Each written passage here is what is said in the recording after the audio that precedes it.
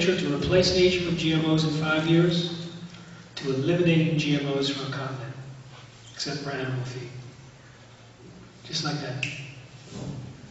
In 10 weeks, the tipping point was achieved.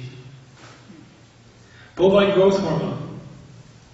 It's banned in Canada, Europe, Japan, Australia, New Zealand, and now Walmart's milk, and Starbucks milk, and Yoplait and Danon's yogurt. Again, a tipping point. Not as quick as the 10 weeks in Europe. It took a little longer. But it was the same concept. It became a marketing liability because consumers learned about the health dangers. Now, our campaign for eliminating GMOs is designed to motivate 5% of US shoppers to avoid GM ingredients and to buy brands that are non-GMO, listed on our shopping guide. 5% we think would be enough to show a drop in market share to the same major companies that have already removed GMOs in Europe and Japan, like Kraft, and they'll take it out of the United States markets as they think it's gaining traction. And we don't think that's a difficult thing to do. And the way we do it is we teach people why to avoid GMOs, and we can convince people to avoid GMOs in about 10 minutes. I had a meeting today at FoodMed with people that make purchases for health care institutions. I had them, as I normally do, have them rate themselves from 1 to 100, how vigilant they've been in avoiding GMOs. And most people were low vigilance after 40 minutes. All but one was in the highest category, 80 to 100. Same thing with doctors, same thing with the general public. It's easy to get people to switch to non-GMO by telling them the truth. And I could spend 40 minutes, but some of you have heard that. I don't want to do that tonight. So bookmark this in your mind. Go to responsible.technology.org, go to the resource tab, go down to the videos, and the first video should be that 84-minute talk, which is giving that talk. In fact, it's available as a DVD. I was on a TV show with Alex Boguski. Alex was described by Adweek as basically the top creative director of the decade. Fast Company called him the Elvis of advertising. And he gave the king to Burger King, he did the Truth campaign for tobacco, then he quit. He quit the hottest ad agency in the country because he couldn't speak the truth anymore. So on that same video section, you'll see 5 2-minute videos of me produced by Alex Boguski because he wants to tell the truth about GMOs. So I was on his TV show, and his dad was there as part of the show. And Alex said, you know, I've tried to get my parents to change their diets for years. I gave my dad your DVD, and he didn't watch it, but he gave it to my mom, and then the dad cut in. And the next day, I didn't recognize anything in the refrigerator. So it works. So it's easy to get people to stop eating GMOs, or to want to stop eating GMOs. I think it's going to happen by the end of next year. We'll see the tipping point in the United States. But yeah, that's good.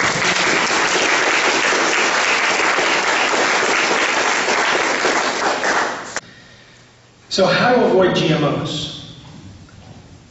Now, first of all, people have to choose restrictions that work for them.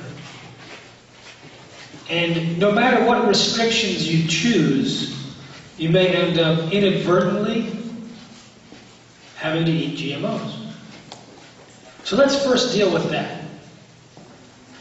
I recommend that if you end up eating GMOs, don't worry about it. Because worrying is toxic, and GMOs are toxic. And then you have 2 toxins to worry about. I would say consciously decide not to worry about it. When I was at the American Association of Naturopathic Physicians, I asked them, okay, what's there? What's the vegetable oils that are cooked? What are the oils cooked on this thing? They told me the exact opposite information. And so the only thing waiting to speak to the chef was the fried plantain. And he comes out and says, oh, no, that's cooked in canola oil. And, okay. I didn't go, oh, God, canola oil. What do I do to purge myself? No, I go, okay. You got to just deal with it. So I deal with it by not worrying about it at all. So I take all the precautions to avoid it, and if I can't avoid it, I don't worry about it. In fact, I consciously choose not to have this quiet nagging like, oh, you know, you're saying you're not going to worry about it, but you really do this. No, I just say, okay, fine, because I'm doing this to be healthy, right? And this is a healthy attitude too. You do what you can, and if something goes wrong, you do what you can. So spontaneous and immediate forgiveness of the situation. It took a little bit longer to forgive the guy that gave me the wrong information, but I got to him already, eventually. So that's one thing. Second, how important is it to avoid all GMOs? You have these different classes. Now, the more you process something, the lower the risk. One of the great yuck factors for GMOs is that the only human feeding study showed that the genes inserted into soybeans so that the soy would be Roundup ready, not killable with Roundup herbicide, part of that gene transferred to the DNA of bacteria living inside our intestines, along with the promoter, which is the piece of genetic material that turns on the gene.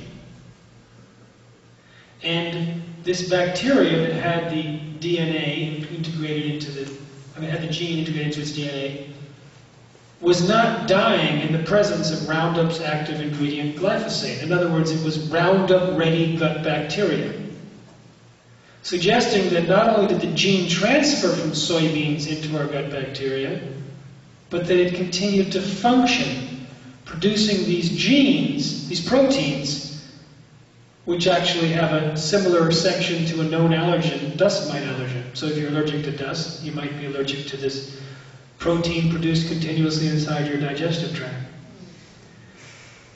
So it's a horrible thought, especially when you think of the genes that produce the Bt toxin, which is the insecticide that breaks open the stomach of insects and kills them, that might transfer to your gut bacteria and turn it into living pesticide factories. So I would say that's a pretty bad thought.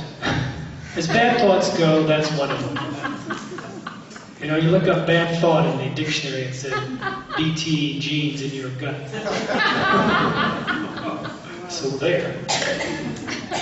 So it's good to know that some of the highly processed foods don't have DNA and don't have protein. So the Bt toxin is a protein. The gene that produces it is DNA. And if you get to the highly refined oil stage, it has neither or very low amounts. If you get to high fructose corn syrup, it is gone. All those very processed foods from corn that are at the end of this 3-day wet mill process, they will not have DNA and they will not have protein. Now if you write companies like Beechnut, no, not Beechnut, the one that has Enfamil, what is that? Not Nestle's. Well, anyway, if you write Enfamil, they'll tell you, oh, don't worry, our soy products or our corn products, they have no DNA and no protein. There's no GMO material in there. So it's safe. It's just as safe as if it were regular corn and regular soy, whatever. Well, this is a lie. I mean, some people believe it, but it's not true. There is a risk associated with these highly refined materials. But the risk is not gene transfer, and it's not an active Bt toxin. It's something else. But it's less because it doesn't have the Bt toxin and it doesn't have the DNA. It is not as risky as eating the corn on the cob that produces the Bt. And Monsanto is about to introduce corn on the cob that has not only 2 Bt genes in it, but also a Roundup ready gene, so the corn will actually have gobs and gobs of Roundup herbicide, which is linked to cancer, birth defects, endocrine disruption, placental cell deaths, etc. But you won't necessarily. But what about the final product of this corn process? Well, at the time when you genetically engineer something, you create massive collateral damage. You can have hundreds of, even 1,000 different genes changing their levels of expression, and that can change all these different metabolic pathways. You can produce all sorts of things, like a fat-soluble toxin, which will end up in the oil. It's not the DNA, it's not the protein, it's something else that ends up in the oil, maybe, or in the high fructose corn syrup. In fact, there was a study that I referred to in my book, Genetic Roulette, where they found that corn was creating this really intense endocrine disruptor, which was interfering with the fertility of mice, causing them to be infertile. And they could not destroy this hormone, this endocrine disruptor, in very, very high temperatures. So they said it's probably there in corn oil. That's an example. But no one has done the research. So it's a gamble. It's also less of a problem, generally, if there's less content. So if you have a tiny amount of corn syrup, corn oil, soy lecithin, then you should have a lower risk than eating corn on the cob or polenta or a bowl of corn chips or things like that.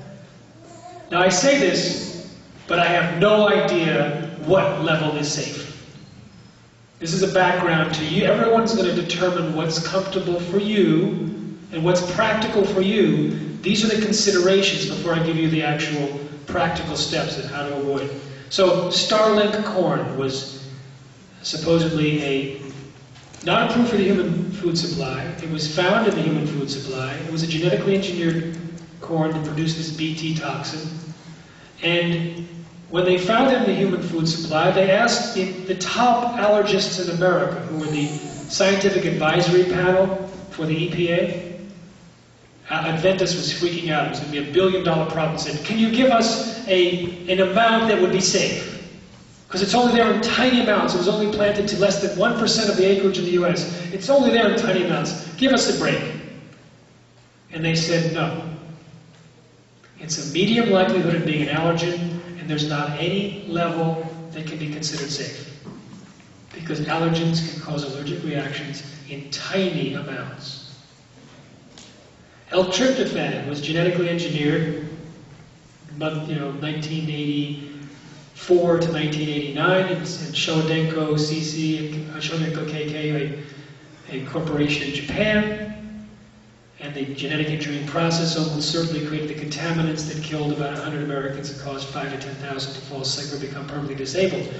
The pills passed the US pharmaceutical standard for purity.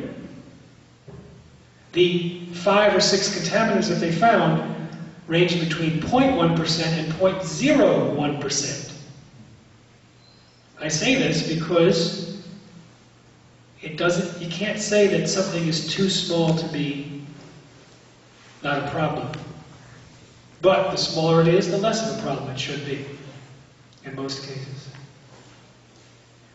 So you think about sugar from sugar beets. Most of the sugar in the United States is from sugar beets. It's over 99% pure. It's dextrose.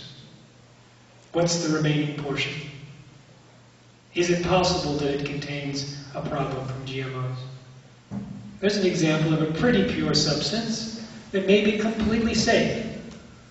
The sugar beet pulp that's fed to animals is probably very unsafe because they had to get an increase of an allowable herbicide residues for Roundup by about 5,000% in order to get the Roundup-ready sugar beets approved. So the animals, the horses and others that eat the sugar beet pulp are probably suffering significantly. So we eat sugar from sugar beets, if it doesn't say pure cane sugar, and it's just 99.4% pure. I don't know exactly the number. And we don't know if the dextrose is different, if the molecule is exactly the same. No idea. I'm not a chemist, and no one has checked.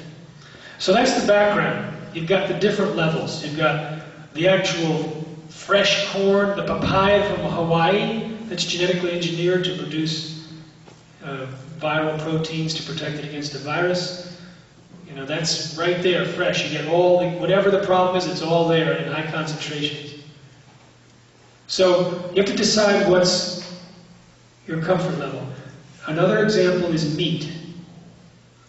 Meat can be fed from animals fed GM crops. Now, the FDA, the secret documents made public from a lawsuit revealed a lot of things. That the FDA was freaking out about GMOs, that they thought it was unsafe, that they tried to get their superiors to not approve it, but to test it in detail. And it was completely overruled by Monsanto's former attorney, who was in charge of policy at the FDA.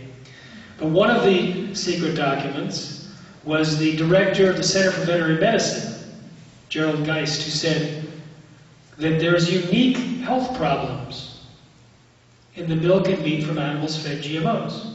And anyone who knows the biology understands that when you send things through a cow, the cow can bioaccumulate toxins.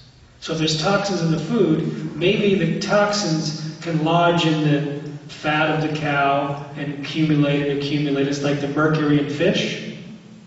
Like the larger the fish, the worse it is. Well, here you're just pouring so much corn and soy that's genetically engineered into these animals, you might end up with some real problems. There was a study in Canada where they found that 93% of pregnant women had Bt toxin in their blood, 80% of their unborn fetuses. That toxin, it breaks open the stomach of insects and kills them. Many people think it reacts with our own intestines in ways that may be similar. And the author suggested that the Bt toxin may have come into these people's bodies through milk and meat from animals fed GM corn. We don't know. So if you want to avoid that, that's a big deal, because what are your three options? Is organic, wild caught, that's both fish and game, and 100% grass-fed, hoping that they haven't been fed GM alfalfa. And if you have any other meat, then it's likely to have been fed GM, including farmed fish. They feed GM soybeans. So this is all in the decision stage. Where do we want to sit in terms of, I would tell you the hows, that was a little bit of a how-to, but then there's bovine growth hormone, injected into cows to increase milk supply for the cow. It revs up the cow, and the cows would also be eating GMOs, and there's more pus in the milk, more antibiotics, more bovine growth hormone, and more IGF-1, which is linked to cancer. Now think about it. Milk contains IGF-1. When we drink milk, our IGF-1 increases. That's regular milk. There was about a 10% increase in IGF-1 in one study, a longitudinal study with two different groups, if I recall correctly. And IGF-1 in high concentrations in premenopausal women is linked with a 7-fold increase in the risk of breast cancer. And high concentrations in premenopausal women. And high concentrations in men, it's linked to a 4-fold increase in prostate cancer. We would guess that there's only about 12% of the cows in the United States that are being injected with bovine growth hormone, of the dairy cows. So it's not in huge concentrations, but it does have a significant increase in IGF-1. So it may be okay for you not to worry about a little increase in the hormone if you don't drink a lot of it. Because if you're drinking regular milk that doesn't even have bovine growth hormone, you're drinking a lot of that, you may get a bigger dose of IGF-1 than if you drink a small amount of milk from cows injected with bovine growth hormone. So that's you have to decide if that makes sense for you. I don't actually know the numbers in terms of how much IGF-1 is out there, because it ranges. Monsanto's study said, oh, nothing, maybe 80% more, but nothing. And another one is like up to 40-fold increase. We don't really know, or 20-fold increase. All right, so now one more thing. In terms of the animals that are fed GMOs, glyphosate, which is the active ingredient for Roundup, it makes nutrients unavailable to the plants. And most of the animals that are fed in the United States eat Roundup crops: soy, corn, cotton meal, canola meal, sugar beet pulp, or alfalfa. And the nutrients are deprived in those crops because that's what Roundup does. It makes the nutrients unavailable. It promotes, anyway, there's a whole thing to it. So the animals are eating this nutrient-deprived food. They're deprived of nutrients. Veterinarians sending the organs of these animals find a universal lack, for example, of manganese, in some cases no detectable manganese. These are important for metabolic processes. When you end up starving an animal of these nutrients, they get disorders and disease. So you may be eating animals that have disorders and disease, and they may be raised in feedlots, which is another issue. All right, so that's some of the things you have to think about. I think we've covered that enough. Let's talk about how, what we actually do. So the first line of defense is to buy organic. Now, organic has always been a trusted oasis for those of us seeking non-GMO foods, but it's never 100% guarantee if it contains an at-risk ingredient, because pollen does not read the signs. So if you have an organic corn chip, it may contain a certain amount of GM corn. It would probably be a tiny amount. If something's labeled non-GMO, same thing. You can't guarantee 0%. Now, organic does not require testing for the presence of GMOs. So you can buy seed that says organic, or you don't have to always buy organic seed if it's not available in your region for your product, for your area. You can buy non-organic seed. Some of it will be contaminated. Most of the corn seeds are the germplasm is created from Monsanto and other biotech companies.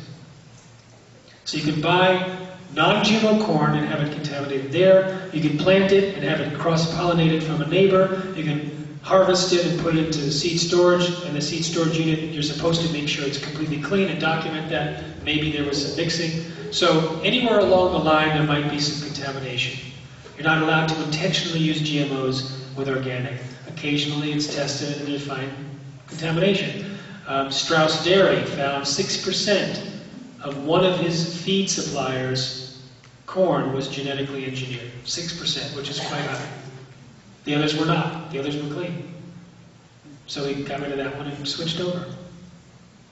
Usually it's less than 6% if there's contamination. Now, the organic standards were not made with GMOs in mind, because GMOs had not been on the scene yet. So it doesn't really address them in a way that's reflective of the commitment of organics to avoid GMOs. There's now a second verification program that's called the Non-GMO Project. How many people have heard of it? Non-GMO Project? Most people, about actually 35%. The Non-GMO Project came in at a time to say, okay, we're going to have a universal standard for making non-GMO claims. Up until that point, you could find non-GMO labels all over the place. I think there's about 1,200 claims, other than the Non-GMO Project, in products sold in Whole Foods. 1,200 different products that say non-GMO to some extent. Now, what does it mean, non-GMO? That's the question. It doesn't mean the same thing from one company to the next. I'm familiar with Eaton Foods. How many people have heard of Eaton Foods? So I know Michael Potter, the CEO, and they have a fantastic program for preventing contamination. They save their seeds, they test it constantly. They have a very low allowable threshold. They're basically a very clean and well-organized company around the GMO issue. Now, there's some people that say non-GMO because it's on their spec sheet. And that's the last they heard. You know, no GMOs, fine. And they don't ask any more questions. Some will do tests, but the tests will be very different. They will have a test where they'll not allow anything above 2% contamination, whereas someone else will be 0.1% contamination. It's a 20-fold difference. So it really has no uniformity, and it doesn't give us a lot of confidence, but it's the best that we had, and so our recommendation was, for years, buy products that say non-GMO. Because they've designed their system to avoid GMOs. Again, they could have a tiny amount. If something says non-GMO Project verified, it's verified to meet the standard. The standard still has an action threshold of 0.9% for food and 1.5% for animal feed. Everyone's targeting 0, but they can't say 0 tolerance because it's not practical. 33 bags of canola seed, non-GMO, were tested. 32 of them had contamination. Small amounts, but 32 out of 33. Our shopping guide requires products to be enrolled in the Non-GMO Project. And you can find the products on our shopping guide on the non-GMOshoppingguide.com and the iPhone application Shop No GMO. You can find the company name and the products that have been enrolled and a little seal next to those that have been verified. By the end of the year, we expect that to change, so that those that have been enrolled but not verified, the products won't be listed. Just those that have been verified, which is the higher level.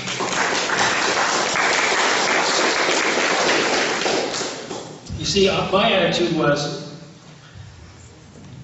when I talk about the health dangers of GMOs, I create a bit of a fanatic audience sometimes, like as in all the time.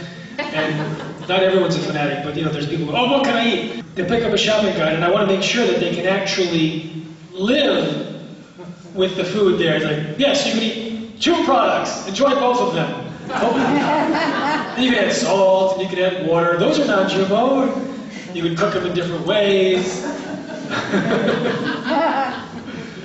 No, I had to be a little bit, more than a little bit compassionate. So our original shopping guide was the original shopping guide from Greenpeace, just asking companies, do you avoid GMOs? And so anyone that says they avoid GMOs, we say, fine, you're in.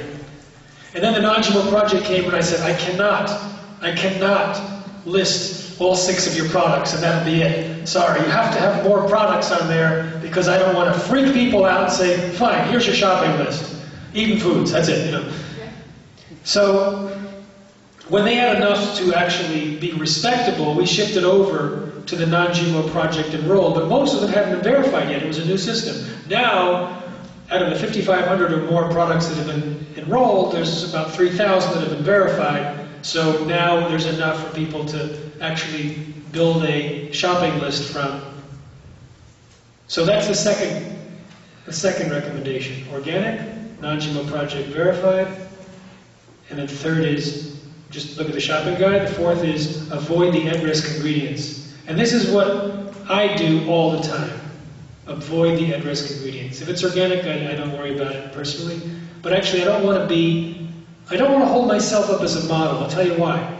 It may be that tiny amounts of corn are deadly, right? So if you say, oh, Jeffrey Smith's fine with eating a little bit of organic, a little bit of non-organic corn in his organic stuff, I don't want to give you that recommendation to follow my advice in that sense, but we do it institutionally, we say buy organic. So you have to make your own decision.